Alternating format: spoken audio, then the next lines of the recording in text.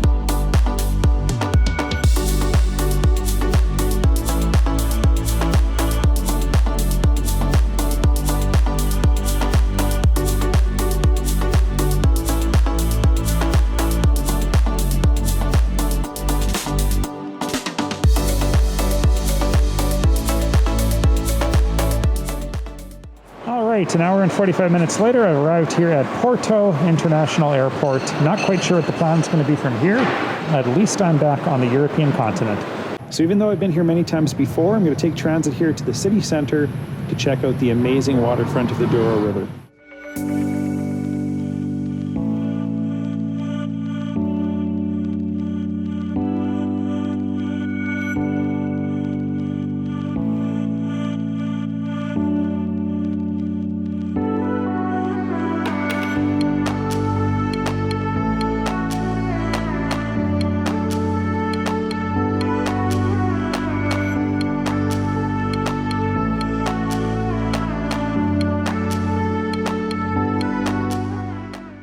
This impressive building is the Porto Town Hall.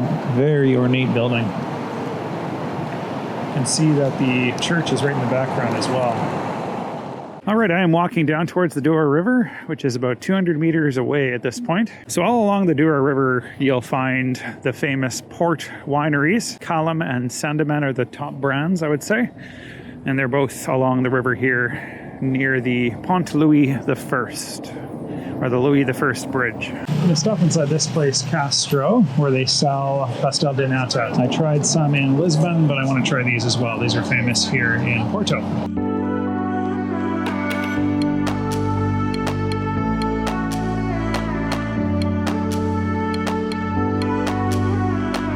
So these look really, really, really good.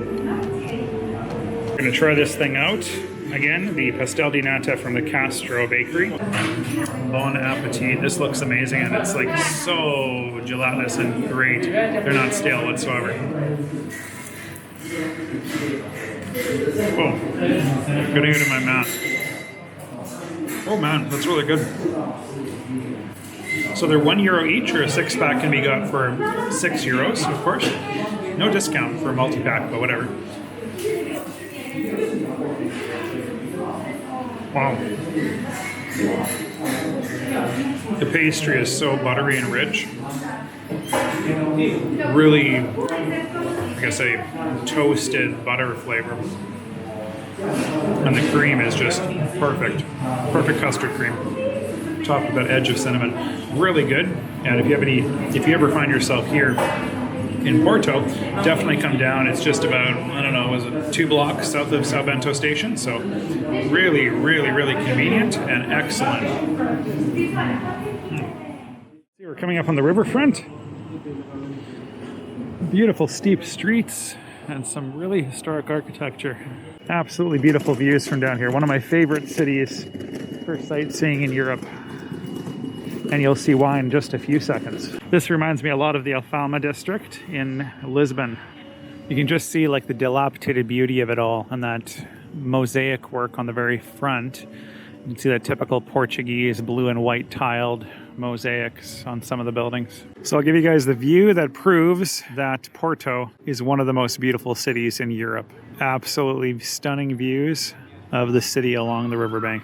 Beautiful, beautiful riverfront city. Right across the river from me are the distilleries that make port wine. The Qeeo distillery is right dead center there ahead of me. Sandeman is nearby there as well. It's right there.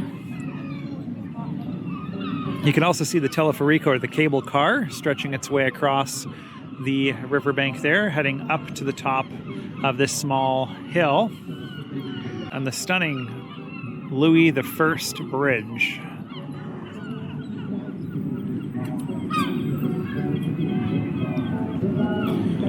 Yeah, you get the idea. Absolutely stunning city. The sun is rapidly setting, as you can see, and it's only 4:20 p.m.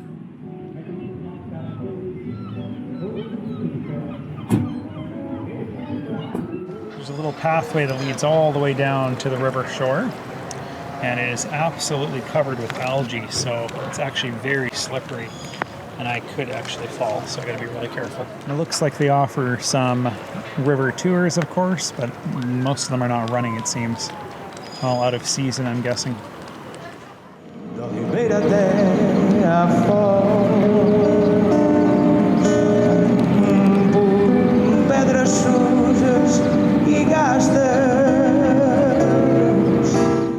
Just a stunning sunset here tonight. And Mr. Fado has drifted into the Eagles now.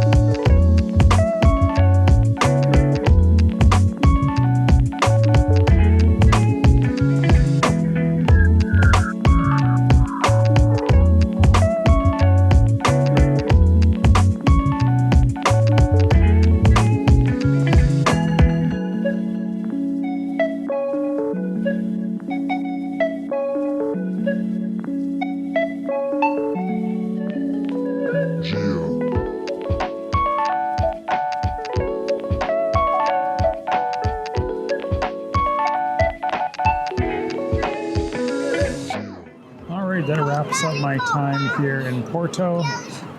It is absolutely getting dark now, so I'm going to be heading back to the airport. Don't know where I'm going to go from here, but it was nice to dip into the city for a few hours and walk around a little bit, enjoy the sights. I'm heading back to the metro station to get onto the Airport Express once again. It's about a 30-minute journey to the airport, maybe 40 from where I am right now, so I should get back just in time to get my bag and get a flight somewhere, hopefully, for this evening. Otherwise, I'll just sleep here tonight. We'll find out what happens, I guess. Thankfully, I've just arrived here at the Holiday Inn Porto Exponor, which is right at the port, basically, in Porto, aptly named.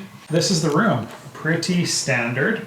I decided to cash in 10,000 IHG rewards points for a room here at the Holiday Inn Express. It includes a breakfast buffet, but it's going to be table service, of course, due to COVID. And the bathroom, pretty much your standard hotel. So had I paid for this room, it would have been $60, 60 US. So if you find yourself in the area, it's only located about 10 minutes from the airport. It's a 19-minute bus ride if you take the city transit. I took an Uber. The Uber cost €4.80, so not too bad whatsoever. So very nice on the part of the Holiday Inn Express here. They've given me a welcome drink as a Gold Elite member of the IHG Rewards program. So this pint of Super Bock was completely free. Otherwise, I would have had to pay €5. Nice little perk. So basically, starting at 11 p.m. on weekdays, so tonight, is curfew. So you're not allowed to leave, you can't go outside or anything like that. You have to stay in your hotel or in your, residence and all that. Tomorrow, being Saturday, they start their curfew at 1 p.m. That's 1 in the afternoon. So after 1 o'clock tomorrow, I'm not allowed to go sightsee. I'm not allowed to be on the street. I am not allowed to do anything here in Porto or anywhere in Portugal. The entire country locks down at 1 o'clock. So exemptions, of course, airports, bus, train, transportation that's deemed necessary. So I really have to figure out what my next step is tomorrow because I don't really have a lot of flexibility. I only learned about this from the hotel staff. It's kind of word of mouth, it seems. So I didn't see anything on the internet about this. She says it just started this week. So things are picking up here. They have 8,000 new cases per day here in this country. So it's a bit sketchy. Definitely glad I'm going home soon where I can lock myself in my condo in the safety that it provides me and pretty much wait the winter out until the new year when I can get back out, and hopefully this gets under control and we can enjoy traveling again. I've been very lucky over these past 2 months to have a trip without any health problems, without any exposure to COVID. I'm very thankful for the experiences that I, got to take part of on this trip, from Poland to Slovakia to, being locked up in jail in Belarus, to the Ukraine, to the Canary Islands, to the Azores, to Madeira. Definitely saw quite a bit. So thankful for all of those really rich experiences over the past 2 months. But time to go home.